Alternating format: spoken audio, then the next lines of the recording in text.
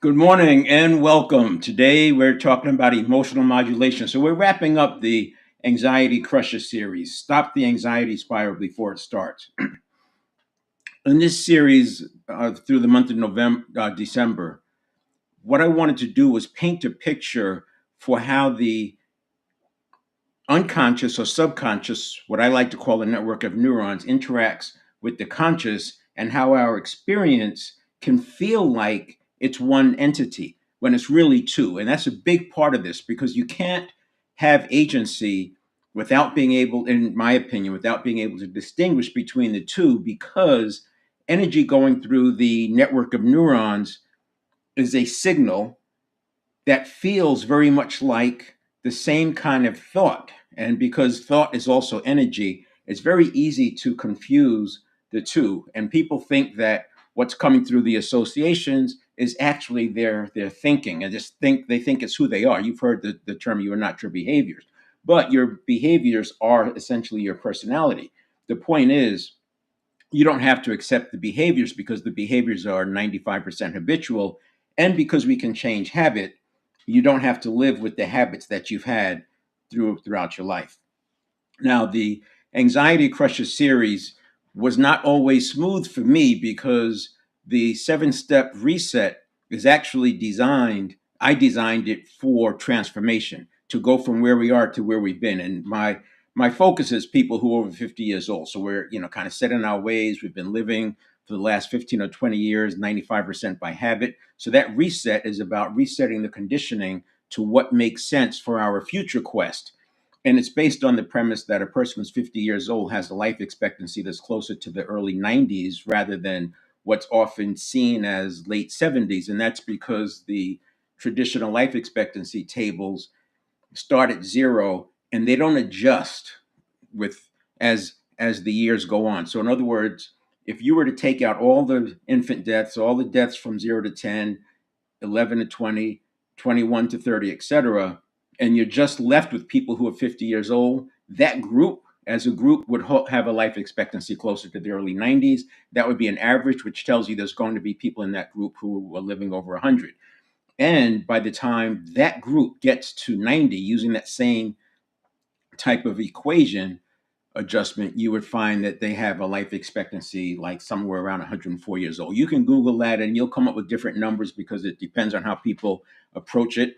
But the point is, a person who's 50 years old has more than just a few years left to live.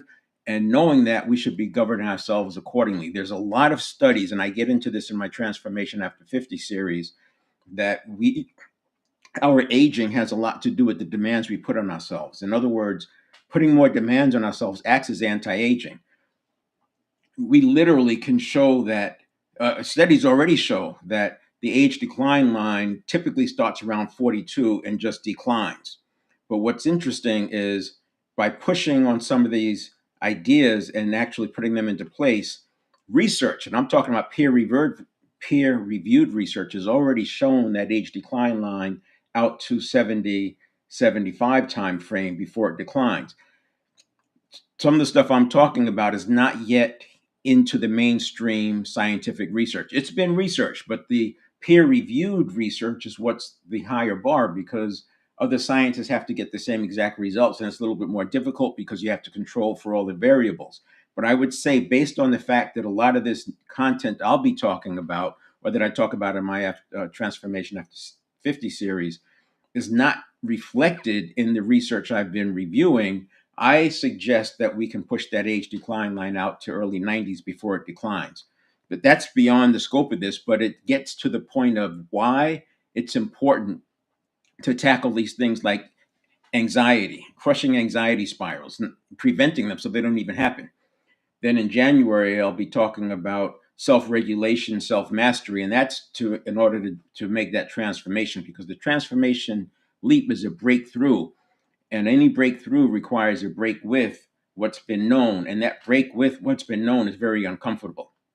And then in February, we'll be talking about leadership, leading others. And then in March, it's setting the environment so that there's prevention in the environment in such a way that we start moving towards influencing culture. So March is more about climate, environment. which leads to culture. Culture can take years and years to shift because it's so embedded. But if you start from scratch, knowing the kind of culture you want, you can create that culture. And that's what we're talking about in March. It doesn't mean that we can't apply it, but if you're looking at for shorter term results, I would say culture is a high bar, but we can certainly start changing the climate, which can affect day to day results. Now, I am the that January, February, March, those 3 months are essentially foundational for dynamic leadership. So, dynamic leadership is how I bring emotional leadership and self determination theory to life. There's not a lot of new information there. It's just packaging it in such a way that it's actionable. And as an example, let's just look at the slide for emotional intelligence.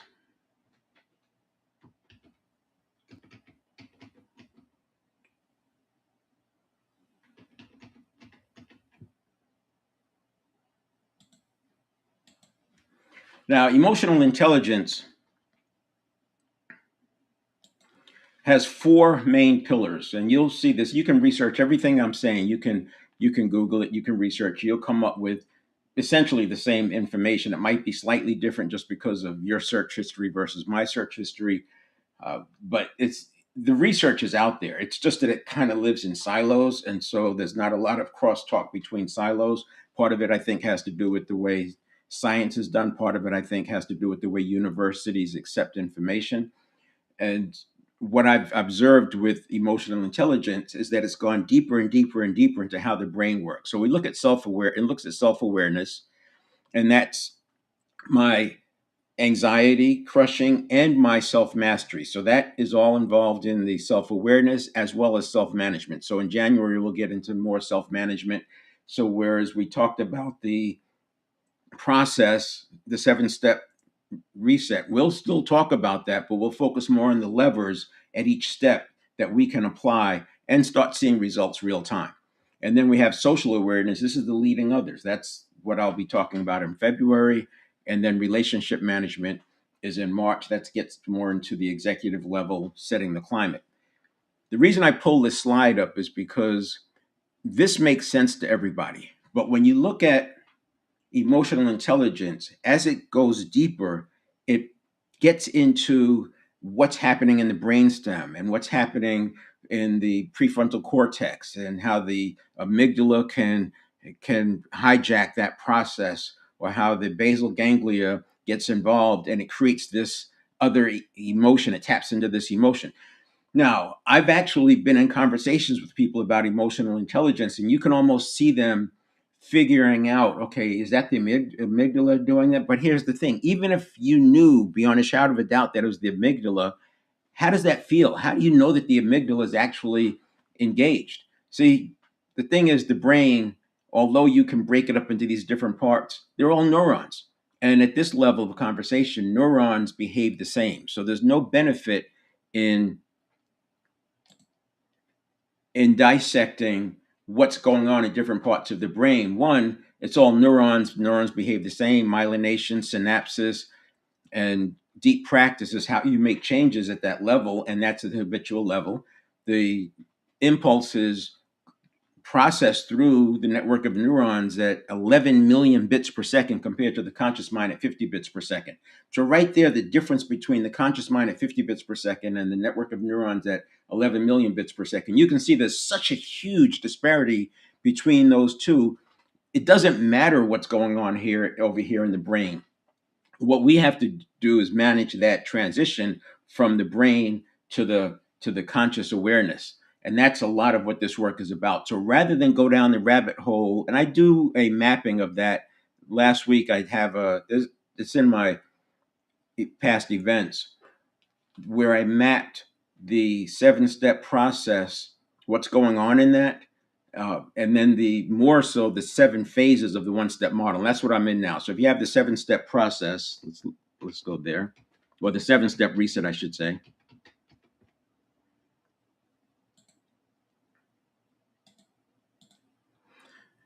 So with the 7-step reset, this part here Steps 1 and 2. This is our development, self-development, and this is our status, our state, our current state, where we are. And when we get hijacked, this collapses, and we just spin from conditioned reaction. This collapses, and it goes right back into conditioned reaction. And we're just circling through this conditioned reaction. The way to get out of it is to take that long, deep breath and get back to starting towards the power of now, where you're getting back control of the pre-stimulus side. Otherwise, you just keep cycling, and you're literally going down a spiral. This is why I say stop the spiral before it begins. But I take there's so much that's happening in this step 3, this 1 second, that I introduced the 7 phases of the 1-step model. And that's where we are now. So the 7 phases of the 1-step model.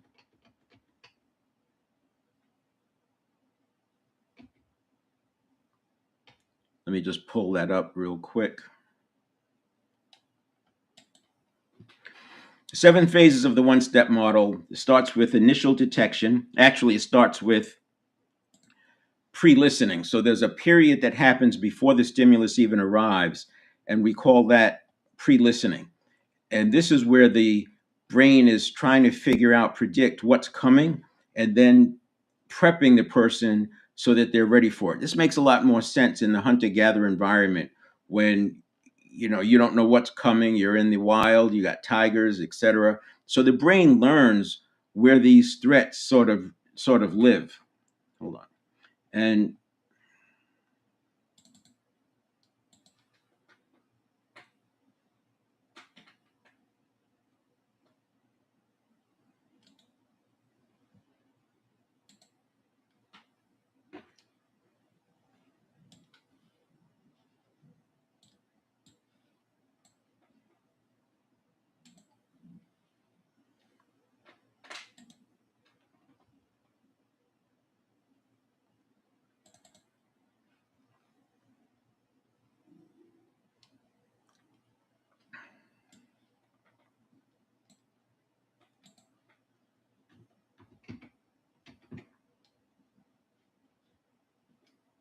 all right, so that first phase of it is the pre-listening. And it's an important point, because in this pre-listening, and call it T minus 100 milliseconds. So if this is the stimulus, this first line is where the stimulus actually happens, and then our conditioned reaction kicks in. This first 250 milliseconds is what we think of as our reaction time.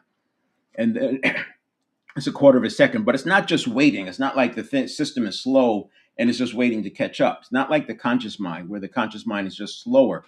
The subconscious, the network of neurons, is actually processing. This is where the cognitive biases come into play. Priming is influenced here. Heuristics, which are mental shortcuts, meta programs, all that comes into play here.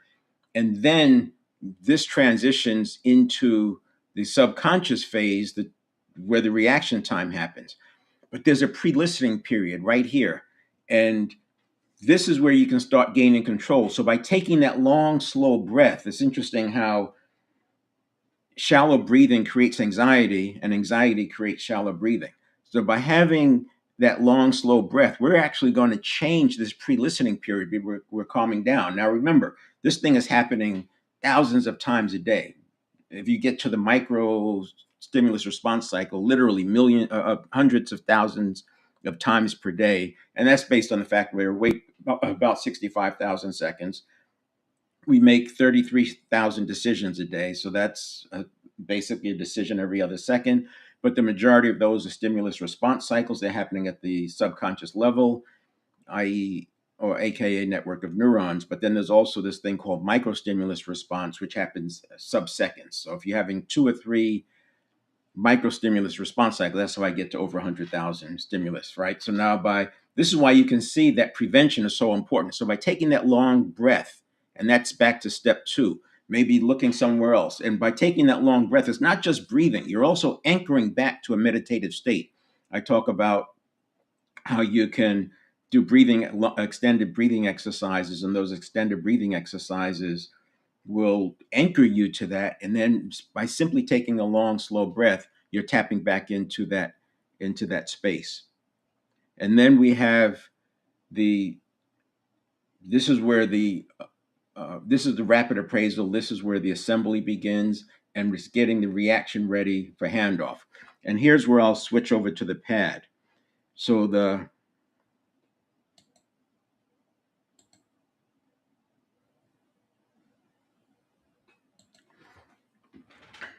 oops.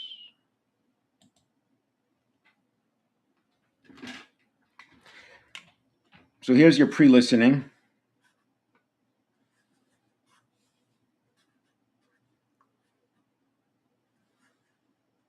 Here's your rapid assembly, or I'm sorry, initial detection.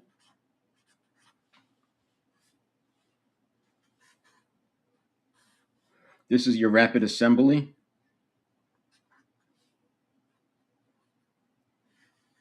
and this is your consolidation, getting it ready for the reaction. So that's steps 1, 2, or phases 3, 4, and then you have 3 more phases, 5 to 7, which is the conscious handoff.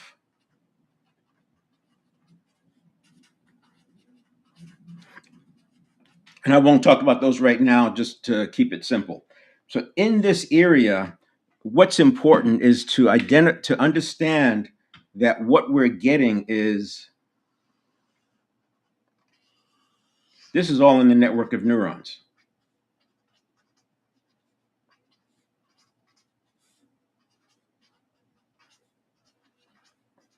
So this is energy. It's neural pathways. If you want to understand some of the science behind this, you can look up neural pathways. It's involving synaptogenesis.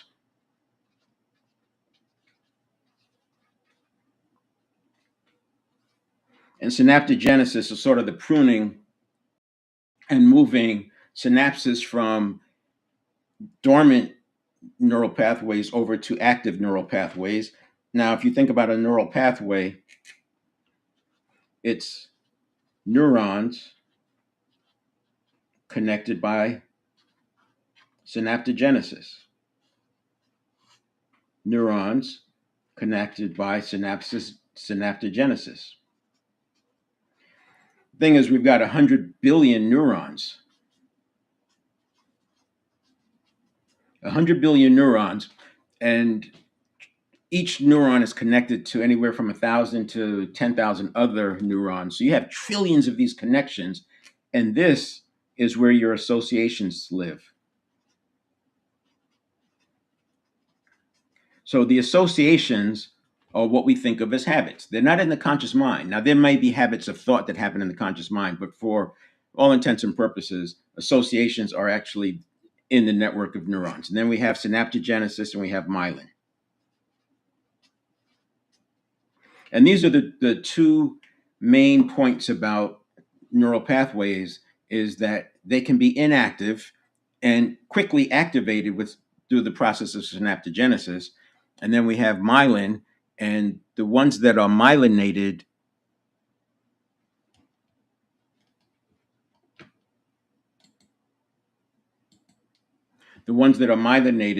fire faster and with more accuracy. So the stronger habits tend to be the ones that have myelinated neurons, and of course you have to have the synapses there to communicate from one to the other.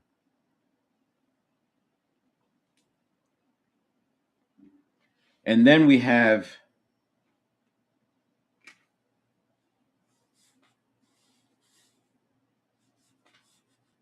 the 11 million bits per second.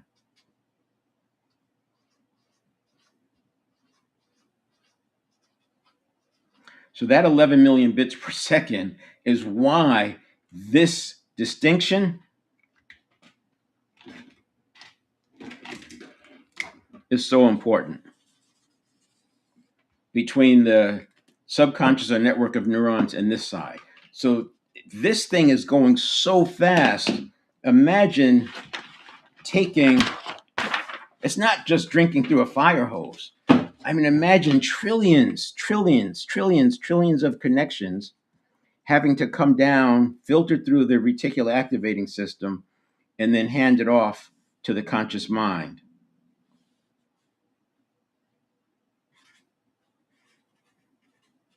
This is what's happening in step three, which is why it's so important. Now, when you start thinking about this side of the equation,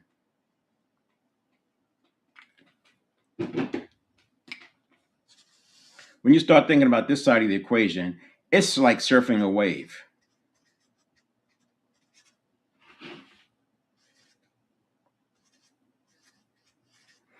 And people attempt to rationalize with the conscious mind what's going on over here, and you can't. It's feel. When you experience it, you'll see it instantly. And once you go through this process a few times, you will know when you are surfing or when you're getting communications from the network of neurons versus when they're actual thoughts. So you'll be able to distinguish them very easily. And I'm talking about within weeks, not years. I use a 90-day transformation program. That 90-day transformation program takes you through the entire cycle. And then it's just reps after that, where you're applying it to different levels of your quest. Because if you're on a big quest like purpose, and this is 10x kind of thinking, as you go for that 10x, remember 10x is something that has not been available to us ever. And now all of a sudden we're pursuing it. So there's a lot that happens: the cognitive dissonance, the disconnect. Like I said, it requires a breakthrough, but breakthroughs have a break with the past. So we have to navigate all of that. And in the process, there's a sort of an unpeeling of the onion where new things come up, new stories, new limiting beliefs, they come up. And that's why we spend another 12 months in sort of group coaching. But this way people can learn from each other and you can actually make it ingrained. Because if you when you consider you built your habits from age 0 to 7 and then reinforce them from 8 to 19 and then package them into your model of the world with the prefrontal cortex and its 20 billion neurons that finish developing during the 19 to 27, you can see what we're up against. If we just leave it to its own devices, we're back to our habitual responses. And for most of us, what we learned when we were 0 to 7 is far inadequate to deal with what's coming at us on a daily basis. So this is the idea. On this side, it's surfing. It's like surfing a wave, and it's happening so fast. And it's more about prevention. It's more about models and frameworks and principles, so that you don't run afoul and you keep it going in the right path. And then on the conscious mind is where we can act. Now over here, what's cool is we can set the attention, we can set what we focus on, and we can make decisions. Sort of like steering a car on a racetrack.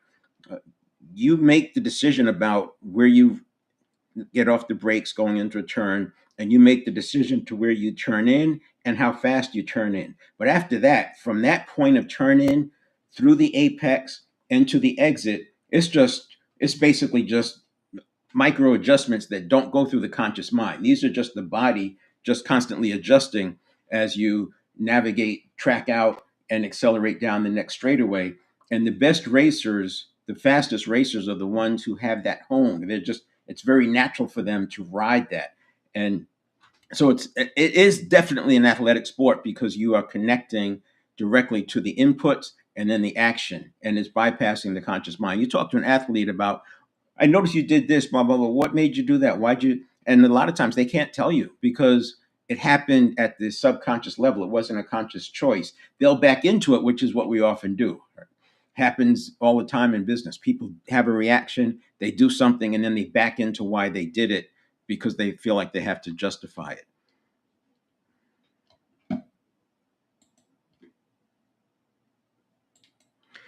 So that's the backdrop of why this is so important. So on the yesterday we talked about the positivity exercise, and the positivity exercise is sort of the pre-template. It's a template that works in the first part of the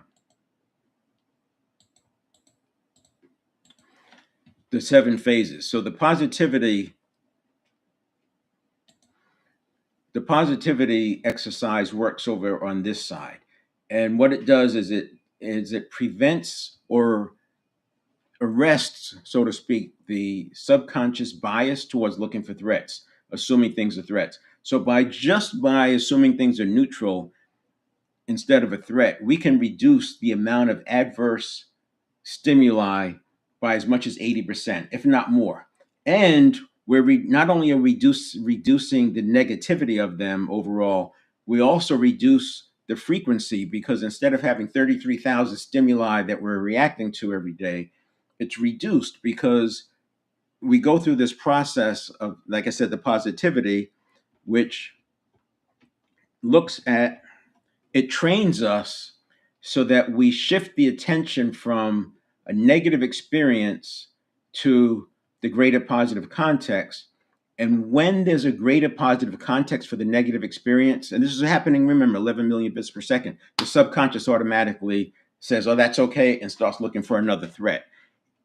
And that's the big part to understand, is that we are conditioning this in at the subconscious level, which is why it works. This is not a conscious exercise. As I say on the next slide here,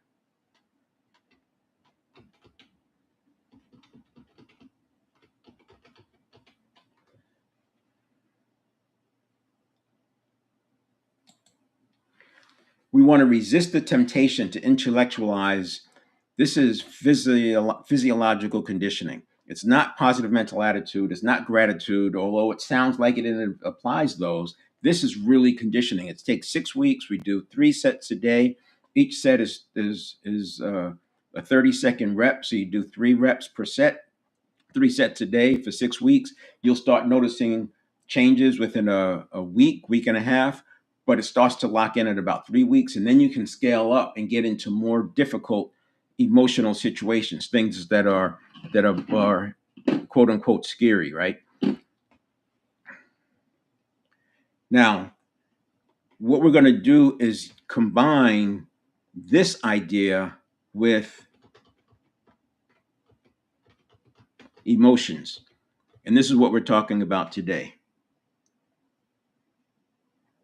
So these are your 8 uncomfortable emotions. This comes from the book 90 Seconds to a Life You Love by Joan Rosenberg. Dr. Joan Rosenberg does a great job of laying out how all the anxiety type, uncomfortable type emotions can be distilled to these 8: sadness, shame, helplessness, anger, vulnerability, embarrassment, disappointment, and frustration.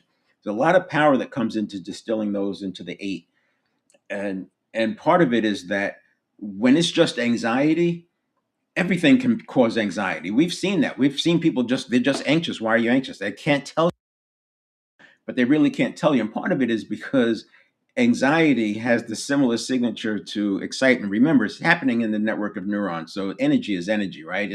And it's easy to confuse excitement with anxiety. Or also, as you're breaking through, we get this cognitive dissonance, and that cognitive dissonance turns into anxiety. Next thing you know, we're looking for the other shoe to drop. We're looking for the anxiety spiral, and if you look for it hard enough, you're going to find it. But this slide is depicting how each of these uncomfortable emotions is a signal, and that signal is telling us something. But think about it. If I label it and call it sadness, it's different than what I'm going to do if it's anger. So anger, I set limits. If it's sadness, I have to look at what really matters. Vulnerability, I may feel exposed. Disappointment, it's an unmet expectation. So the actions are different. Adjust expectations. Where if you just had it all globbing up to anxiety, what do? Nothing works. As I tried this, I tried that. This, you get into people with the fixed mindset. I tried this, I tried that. Nothing works. I can't do it. I'm not able to. And then they start playing those old tapes. And that's what I talk about in step 2. We want to listen to our self-talk because it tells us where we are from a self-image standpoint. Now, with the emotional modulation, what we're going to do is, instead of just looking at understanding that there's 8 comfortable emotions, we want to learn to surf them. So this gets back to the energy. Remember what I said, steps 1, 2, 3, and 4, or phases 1, 2, 3, and 4 of step 3 is the network of neurons. It's 11 million bits per second. This is not something you're going to intellectualize. You can't say, oh, yeah, my amygdala is coming online now, and it's going to hand that off to the prefrontal cortex. That's not going to happen. But what you can do is surf that wave, and you're just managing it. And what we're looking for is to be able to manage it inside of two thresholds. One threshold is if it's too much, we get overwhelmed and check out. If it's not enough, then we're not pushing ourselves. So it's like balance is we don't hit flow, right? If it's too easy, we're not going to get into flow. So it's managing that process. And again, this is very similar to a race car driver coming out of going onto the straightaway after the apex. They're doing these micro adjustments. If you ever look at the hands of a race car driver in Formula One, you'll see these slight movements. They're adjusting at microsecond level to what's going on between the tires, the suspension, the throttle, and all of that. And ideally, they have neutralized one of those at least by holding the throttle down wide open, so they know when they can floor it, they know when they can depress the throttle fully. So that removes adjustments from that point. So now they're just adjusting here at the steering wheel. If they get on the gas too early, they're going to lose lap time, because the way to solve that, you're going to have to back out of the gas, and now you've created a new problem. And you can't make that up in that turn. You'll have to make it up anyway, beyond the scope of this. So we're surfing this. If you've done mountain biking, it's very similar to how you're going down this hill, and you could run the same course over and over and over with mountain biking, and every time you're on a slightly different path. You're hitting a rock differently, and it's this same kind of adjustment. You're balanced on the seat, but you're not thinking. You may see ahead and say, I have to adjust for that, but you're really just adjusting real time, because by the time you get to that thing you saw, you've run out of time to make an adjustment. So this is the emotional modulation. We're going to, first of all, understand that each emotion, uncomfortable emotion, has a label. So you're going to, this is where it relates to the positivity exercise. In the positivity exercise, I said that we're going to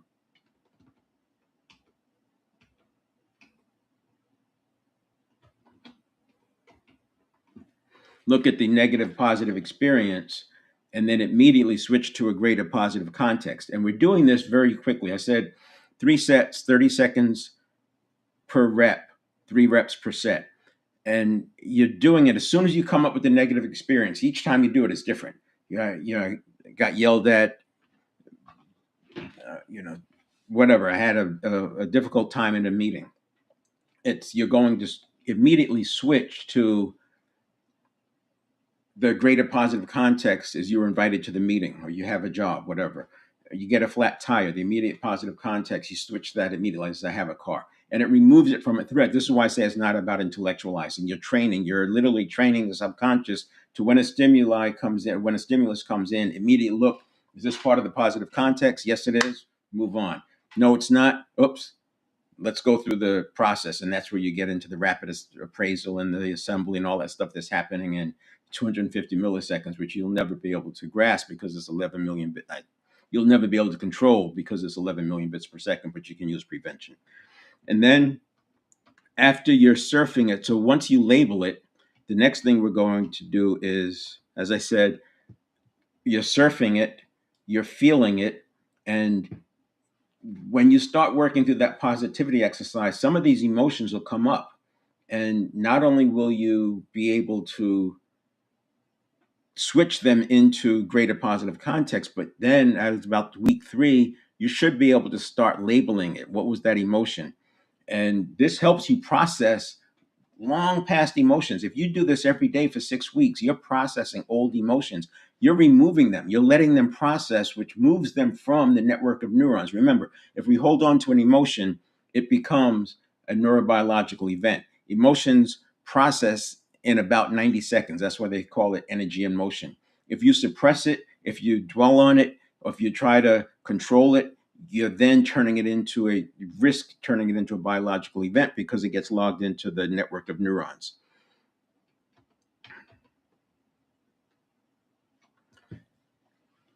So here's back to the positivity.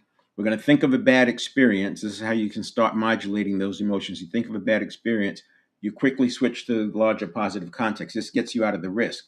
But the other thing you can do is and then you let the bad experience fade into the presence of the larger positive context. You resist the temptation to intellectualize it. As I said, it's physiological conditioning. And we're going to take that lesson.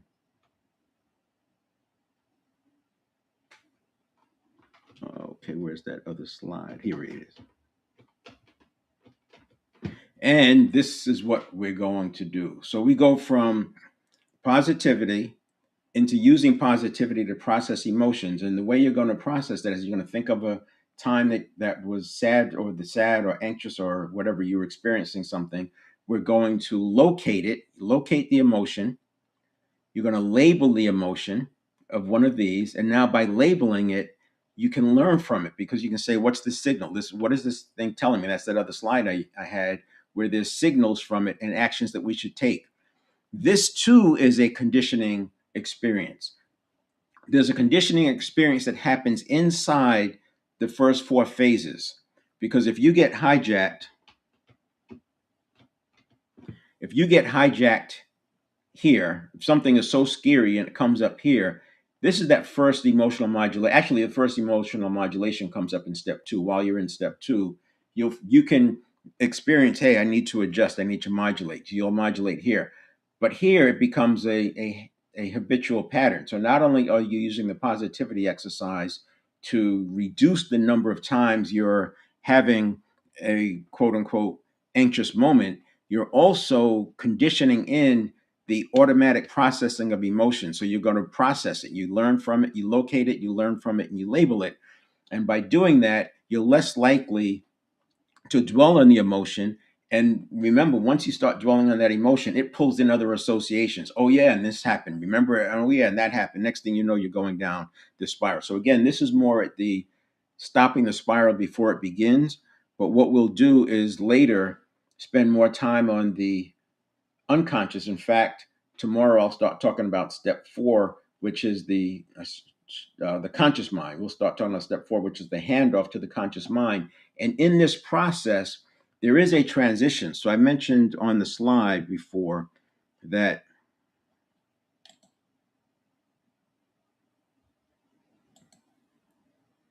there's the network of neurons side and there's the conscious mind side.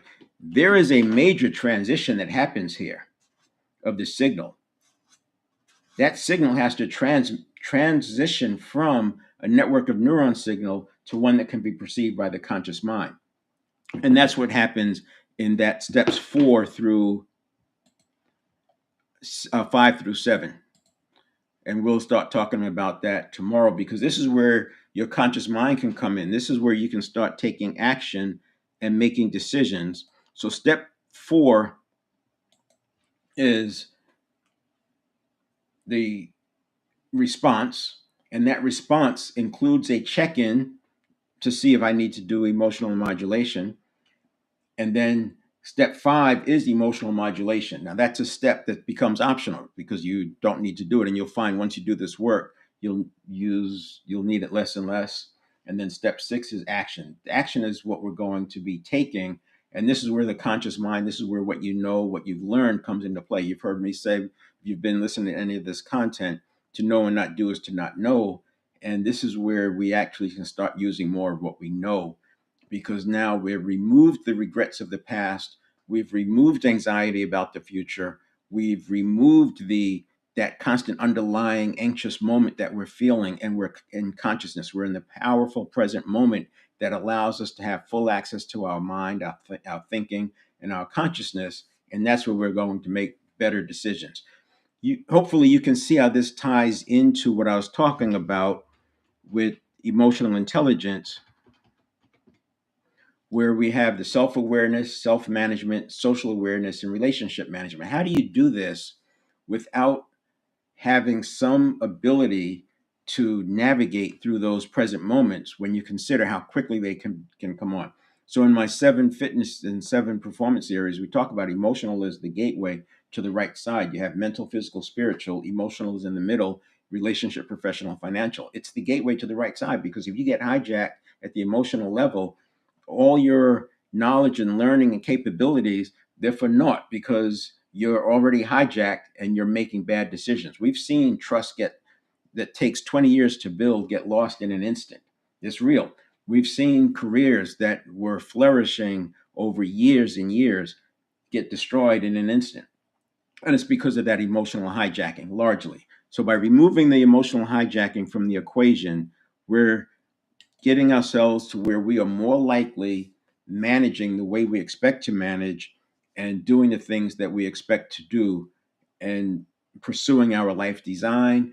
We're able to stay the course, and when we do get knocked off track, we have tools to get back on. And one of the other things we do is reduce the frequency of stimulus response cycles. That's going to happen just because of the positivity exercise. And we're going to reduce the intensity of the ones that we have. And you can do that through the emotional modulation. And that's where it comes into play. This is why I say I'm making emotional intelligence accessible to and actionable, accessible to everyday people, and actionable, and practical. So now when we're looking at, you have a small business or leadership team, and they're looking at whether or not people are applying emotional intelligence, they have something to work with. They have a template that they can work with, that they can see and observe and have a language around. You can't tell if a person's managing what's going on inside their basal ganglia, but you can certainly see if a person is getting hijacked. You can certainly see if a person loses the narrative and they're running down this path of anxiety or down this path of emotions running the show. And that's, you're not going to want to promote that person into a position that requires a lot of freedom of action and has a far reach executive level, because you're just one moment away from a disaster. All it takes is for them to lose that. You want people who can handle even bad days of bad weeks and still be performing near their best. And that's what this work is about. So I'm not going to tune in. I'll be on tomorrow. We'll talk about step 4 and how this comes into play. And in January, I'll start up again with self mastery. And these videos will be out on that website, 7stepreset.com/live. So you'll be able to look at the top ones there. And they'll also exist on the different platforms, whether it's Facebook or YouTube or LinkedIn. All right, we will see you next time.